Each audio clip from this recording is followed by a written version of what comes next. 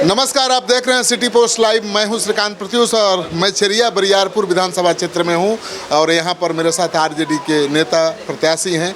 कैसा है चुनाव का प्रचार, कैसा चल रहा है? बहुत बढ़िया चल रहा है और यहाँ की जनता ने हमें बहुत सम्मान और प्यार दिया है। मैं बहुत उत्साहित हूँ। आरजेडी तो पिछली बार भी 40,000 वोटों से जीती थी यहाँ, इस बार कैसी चुनाव? इस बार उससे बेहतर रिजल्ट की उम्मीद कर रहा हूँ मैं। बेहतर रिजल्ट के लिए ही तो आपको लाया गया है। जी, आप लोग का यहाँ जनता का जो आशीर्वाद मिल रहा है, हमें लग रहा है कुछ अच्छा निर्णायक वोटों से जिताएगा। चुनाव का क्या मुद्दा है इस बार? चुनाव में तो आप देख ही रहे हैं कि बेरोज़गारी का मुद्दा है जो, और माई बहन योजना, मुफ्त बिजली 200 यूनिट, ये मुद्दा तो हो गया हम लोगों का राज्य के स्तर पर। यहाँ पे जो मुद्दे हैं, यहाँ पे भी वही है, युवाओं को जो व्यवस्था है उसकी थोड़ी कमी है और जल जमाव का प्रॉब्लम है। और ये एक झील वाला मामला है, कांवर झील, ये सब विषय है जिस पे हम लोग काम करना है। बच्चों का स्टेडियम यहाँ पे दिक्कत है। मंजू वर्मा के परिवार से ना आपकी लड़ाई है, जो शेल्टर होम वाली। अब उन्होंने जैसा काम किया है, लड़ाई तो हमारी यहाँ के समस्याओं से है और जनता के रूप में हम उनका सेवा लेना चाहते हैं। मंजू वर्मा कितनी चुनौती है? हमको ऐसा कुछ लगता नहीं है कि चुनौती है। वो उम्मीदवार हैं भले ही, लेकिन जनता का समर्थन तो हमें ही प्राप्त है, तो इसलिए मैं मानता हूँ कि चुनौती यहाँ की समस्याएं हैं मेरे लिए। नहीं तो मंजू वर्मा शेल्टर होम कांड में फंसी हुई थी, तो उसका भी फायदा आपको मिल रहा है। बिल्कुल बिल्कुल, जब कोई कांड करेगा तो उसका फ़ायदा तो हमें ही ना मिलेगा। वो कांड की फायदा आपको मिलेगा। बिल्कुल, राजनीति में हम भी कुछ कांड करेंगे तो फ़ायदा अपोजिशन को मिलेगा। लेकिन उम्मीद करते हैं कि हमें यहाँ की जनता का जो प्रेम और स्नेह मिल रहा है उससे काफ़ी हम उत्साहित हैं। जातीय समीकरण भी आपके अनुकूल है?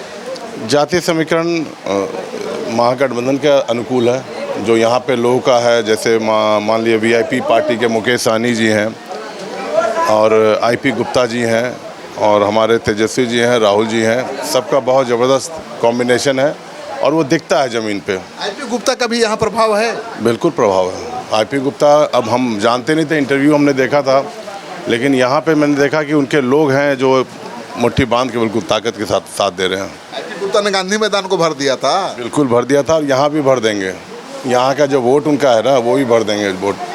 चलिए, तो जनता से क्या कहेंगे, क्या अपील? जनता से यही अपील करेंगे कि इसी तरह हमें जो प्यार उत्साह आपने दिया है, मैं पूरे ईमानदारी से उनके साथ न्याय करूँगा और उनका हाथ से कंधे से कंधा मिला के साथ दूँगा। तो जनता को क्यों सरकार बदलना चाहिए? क्यों नीतीश कुमार को बदल देना चाहिए, तेजस्वी को लाना चाहिए? नीतीश कुमार जी का अब मनोस्थिति ऐसी नहीं है जो पहले 20 साल पहले हुआ करती थी।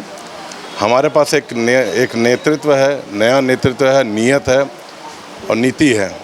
तो वैसे लोगों के साथ आने वाले समय में हम लोग उम्मीद कर रहे हैं कि तेजस्वी जैसे यंग लीडरशिप हमारे पास है, तो उसके साथ हम लोग 10 साल, 20 साल, 15 साल, जो भी हमें समय मिलेगा, हम अच्छा काम करके बिहार को एक नए लेवल पे ले जाने की कोशिश करेंगे। ये अभी भी वो नैरेटिव मजबूत करने में लगा है कि तेजस्वी आएंगे तो जंगल राज आ जाएगा। अब हम लोग जंगल राज वाले तो हैं नहीं, हम लोग तो यहाँ मंगल राज वाले हैं। सबको साथ लेके चलने वाले लोग हैं। यहाँ सबका प्रेम स्नेह लेके चलेंगे। और जंगल राज आज जिन्होंने बनाया, वही लोग तो उस समय भी जंगल राज बनाते थे। आज जो इधर के लोग उठ के उधर चले गए, वही तो जंगल राज कायम करते थे। स्थानीय बड़ा मुद्दा क्या है? स्थानीय बड़ा, मुझे मैंने बताया, कांवर झील जो है, कांवर झील यहाँ पे जो समस्या है, एक बहुत बड़ा ज़मीन का हिस्सा जो है वो एक तरह से उसको बंदिशें लगी हुई हैं। ये सबसे बड़ा मुद्दा यहाँ पे जो सुनने में आता है, जो और जल जमाव का प्रॉब्लम है, लोगों को काफ़ी तकलीफ है इससे। चलिए, तो आप सुन रहे थे आरजेडी के प्रत्याशी को, और ये कह रहे हैं कि मंजू वर्मा जो जेडीयू की नेत्री हैं, उनके बेटे यहाँ से चुनाव लड़ रहे हैं। शेल्टर होम कांड में वो बुरी तरह फंसी थी, जेल भी जाना पड़ा था। उनके बेटे से मुकाबला है, तो ये कह रहे हैं कि उसका भी फ़ायदा मुझे मिलेगा, क्योंकि जब सामने बदनाम आदमी हो और टक्कर ईमानदार से हो तो उसका फ़ायदा तो मिलता ही है। तो चुनाव में क्या होगा ये तो अभी कहना बड़ा मुश्किल है, लेकिन ये जो सीट है चेरिया बरियारपुर, यहाँ से बीजेपी कभी नहीं जीती है।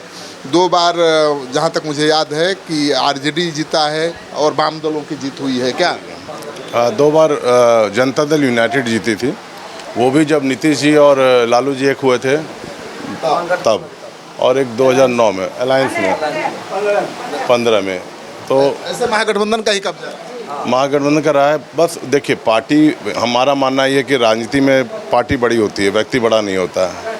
इसलिए जो निर्णय पार्टी ने लिया है तो हमको उसके साथ चलना चाहिए। मार्जिन बढ़ाएंगे जीत का? बहुत उम्मीद है। बड़ा टारगेट है, 40,000 कम नहीं होता। नहीं, बहुत भाई साहब, आप देखिएगा, आप तो खैर शोध करते हैं राजनीति पे, आप देखिएगा, मुझे जो दिख रहा है, मेरा अपना अनुभव कहता है, इससे बेहतर ही रिजल्ट होगा। चलिए, तो पिछली बार आरजेडी की जीत 40,000 के मार्जिन से हुई थी और उसके बावजूद भी इनको अगर उम्मीदवार तेजस्वी यादव ने बनाया है तो कुछ सोच समझ कर बनाया होगा और ये दावा कर रहे हैं कि उस मार्जिन को और आगे ले जाएंगे।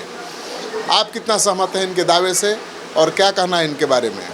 कमेंट बॉक्स में जाइए, अपना कमेंट जरूर लिखिए और इस वीडियो को खूब शेयर करिए ताकि पता चले कि भाई कई सीटों पर आरजेडी का भी जलवा दिख रहा है।